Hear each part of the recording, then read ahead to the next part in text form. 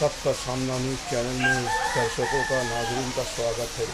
मालेगांव शहर विकास अघाड़ी महाविकास अघाड़ी की स्थापना गुज़िश्ता दिनों कर दी गई है। इसके कन्वीनर जावेद अनवर बताए जाते हैं और इसके कारगुजार सदर की हैसियत से जावेद अनवर हैं, मगर औपचारिक तौर पर 28 पार्टियों के गठबंधन में जफर अहमदुल्ला माजी नगर सेवक और माजी चेयरमैन को बनाया गया है। अब देखना ये है कि कॉरपोरेशन के इलेक्शन में महाविकास अघाड़ी मालेगांव महाविकास अघाड़ी कैसे रणनीति बनाकर मजलिस और इस्लाम पार्टी को टक्कर देने की तैयारी कर रही है। इस पर सबकी नज़रें लगी हुई है। पूरे शहर के अंदर ज़बरदस्त तरीके से 28 पार्टियों का तालमेल करके बनाया गया है मालेगांव महाविकास अघाड़ी।